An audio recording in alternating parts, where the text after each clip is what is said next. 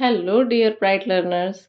We are again here with an important topic on English grammar, that is subject verb agreement. तो आज हम लोग देखने वाले हैं ग्रामर का एक बहुत खास chapter subject verb agreement. Subject verb agreement क्या है? In easy words we can say number of verb should agree to the number of subject. यानी सिंगुलर सब्जेक्ट है तो वर्ब भी सिंगुलर होनी चाहिए, और प्लूरल सब्जेक्ट है तो वर्ब भी प्लूरल होनी चाहिए. जैसे सब्जेक्ट में सिंगुलर प्लूरल क्या क्या होता है, क्या फर्क आता है? Boy boys, baby babies, child children. वैसे ही प्रोनाउन दिया है ही तो उसके लिए हो जाएगा दे. देखा हमने कि इसमें सिंगुलर से प्लूरल बनने में एस या ई एस या अदर चेंजेस नाउन में आते हैं, लेकिन वही वर्ब्स को देखें तो सिंगुलर टू प्लूरल बनाने में runs is the singular form of the verb. और यहीं पे बहुत बच्चे कंफ्यूज हो जाते हैं क्योंकि प्लूरल नाउन्स में एस या ई एस लगता है, जबकि सिंगुलर वर्ब्स में एस या ई एस लगाते हैं. Runs plural run, sleeps singular verb plural verb sleep, plays singular verb play is the plural verb, walks singular plural is the walk. और जब ऐसे सेंटेंसेस बनाते हैं तो यहाँ पे हमने बनाया a boy runs. Singular noun में एस या एस नहीं लगता, जबकि सिंगुलर वर्ब में एस या एस लगता है. A boy runs boys run, a baby sleeps babies sleep, a child plays children play, he walks they walk. यानी सिंगुलर सब्जेक्ट में एस या एस नहीं लगता, जबकि सिंगुलर वर्ब में एस या एस लगता है. प्लूरल सब्जेक्ट में एस या ई एस लगता है, लेकिन प्लूरल वर्ब में एस या ई एस नहीं लगता है. एक बार फिर से इसी को वर्ड्स में देखें तो ये सब के सब हमारे इंडेफिनिट टेंस थे, प्रेजेंट टेंस थे, सिंपल प्रेजेंट टेंस थे. तो क्या हुआ? Singular present tense verbs end in S और E S. Verbs you see here runs S, है ना, ये सब जा रहा है. But plural present tense verbs do not end in S और E S. Plural present tense verbs इनके लास्ट में एस और ई एस नहीं आता है, बट प्लूरल सब्जेक्ट्स डू. लेकिन प्लूरल सब्जेक्ट्स के एंड में एस या ई एस आता है. ओके, इस बेसिस पे हम कुछ हिंदी के सेंटेंसेस को भी इंग्लिश में बदल के देख लें. जैसे गायक गाता है, अ सिंगर सिंग्स. गायक सिंगुलर है तो गाता है उसके साथ सिंगुलर वर्ब एस और एस ऐड करके आता है. उसी तरह गायक गाते हैं, अब सब्जेक्ट हो गया प्लूरल, सिंगर्स सिंग, तो प्लूरल वर्ब में एस और एस नहीं लगता.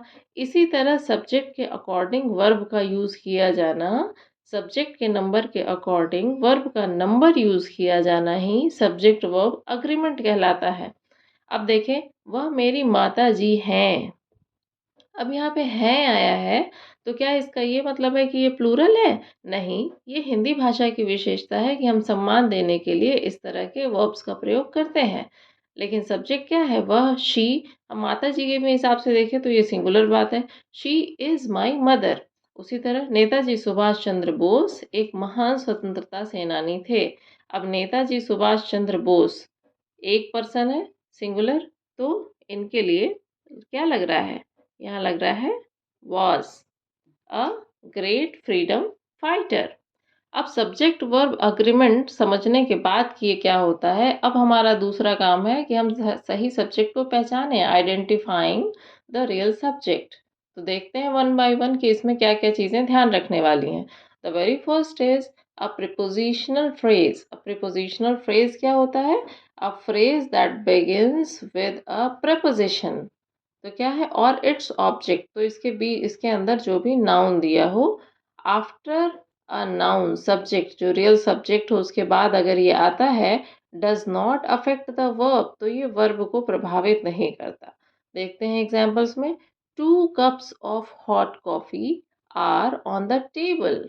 तो कप्स, 2 कप्स, तो ये हमारा रियल सब्जेक्ट नाउन आ चुका है. इसके बाद एक फ्रेज दिया है ऑफ हॉट कॉफी, जो कि प्रीपोजिशन ऑफ से स्टार्ट हो रहा है, इसी को नॉर्मली कहते हैं प्रीपोजिशनल फ्रेज. तो इसका जो ऑब्जेक्ट है कॉफी, ये हमारे वर्ब को अफेक्ट नहीं करेगा, और वर्ब होगा according to the real subject और द हेड वर्ड और द नाउन, जो कि है कप्स। तो कप्स है प्लूरल, इसके अकॉर्डिंग आर हो गया plural. 2 cups of hot coffee are on the table. फिर the players in the team are well trained. Again, not according to the team but according to the players, that is a plural noun, we have to use the verb that is are here. Okay. अब लेकिन अगर sentence को reverse कर दिया जाए, ऐसा होता नहीं है लेकिन कभी कभी हम पैसिव वॉइस के बारे में बात नहीं कर रहे हैं, हम बात कर रहे हैं रिवर्स सेंटेंस के बारे में। A reverse sentence does not affect the verb, जैसे a few balls are inside the box. क्या है, कुछ गेंदें बॉक्स के अंदर हैं, तो बॉल्स के अकॉर्डिंग आर हमने यूज कर लिया। यहाँ तो आप कंफ्यूज नहीं हुए, कभी कभी सेंटेंस को रिवर्स कर देते हैं। इनसाइड द बॉक्स ये पैसिव नहीं है, ये बस रिवर्स सेंटेंस है। Inside the box are a few balls, तो अभी भी बॉक्स के अकॉर्डिंग वर्ब यूज नहीं हुई, वर्ब यूज हुई है अकॉर्डिंग टू बॉल्स, जो कि सब्जेक्ट है। आगे देखें, प्रोनाउंस टेक वर्ब्स ट्रेडिशनली।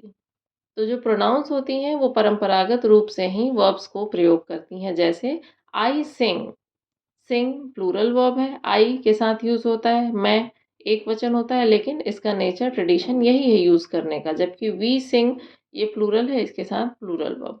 लेकिन वहीं जब इसके साथ ये ऐड करना है, आई वॉज सिंगिंग, तो ये आई के साथ वर नहीं वॉज का यूज कर रहे हैं, यही ट्रेडिशनली रन करता है, तो ऐसे ही इसको यूज करते हैं। We were singing, you sing, you were singing, you के साथ सिंगल या प्लूरल होने का जल्दी पता नहीं चलता, और इसके साथ वर ही हेल्पिंग वर्ब यूज की जाती है।